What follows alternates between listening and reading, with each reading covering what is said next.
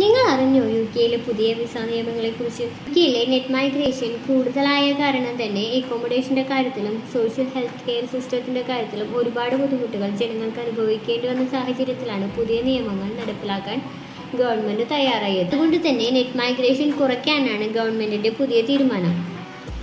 Skilled migration മാത്രം ഇനി hello ചെയ്യുന്നുള്ളൂ എന്ന തരത്തിലാണ് യുകെ ഗവൺമെൻറ്റിൻ്റെ പുതിയ നിയമങ്ങൾ നടപ്പിലാക്കാൻ പോകുന്നത്.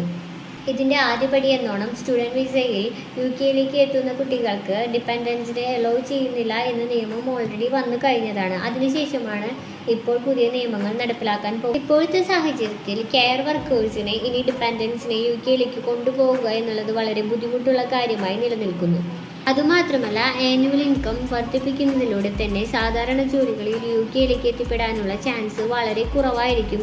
കൂടുതൽ വർക്കേഴ്സിനെ ട്രെയിൻ ചെയ്യിപ്പിച്ച് സാധാരണ ജോലികളായ ഫുഡ് പിക്കിംഗ് പോലെയുള്ള എല്ലാ ജോലികളിലേക്കും കൂടുതൽ വർക്കേഴ്സിനെ നിയമിക്കുമെന്ന രീതിയിലാണ് പുതിയ നിയമങ്ങൾ നടപ്പിലാക്കാൻ പോകുന്നത്. ഇതിലെ ആശ്വാസകരമായ ഒരു കാര്യം എന്തെന്ന് വെച്ചാൽ, യുകെയിൽ 5 വർഷമായി വർക്ക് വിസയിൽ കഴിയുന്ന ഒരു വ്യക്തിക്ക് 5 വർഷത്തിന് ശേഷം അവരുടെ ഫാമിലിയെ യുകെയിലേക്ക് കൊണ്ടുവരാം എന്നുള്ളത് മാത്രമാണ്.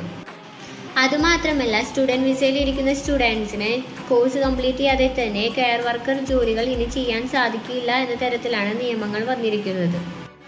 2024 യുകെയിലേക്ക് മൈഗ്രേഷൻ ചെയ്യാൻ ഉദ്ദേശിക്കുന്നവരുടെ കാര്യത്തിൽ മാത്രമാണ് ഈ നിയമങ്ങൾ ബാധകമാവുന്നത്. ഇപ്പോൾ ഉള്ള നിലവിൽ വർക്കേഴ്സിനൊന്നും ഈ നിയമങ്ങൾ ബാധകമല്ല. അവർക്കെല്ലാം അവരുടെ വിസ റിന്യൂ ചെയ്യുന്നതിലും ഒരു പ്രോബ്ലംസും അനുഭവപ്പെടാൻ സാധ്യതയില്ല.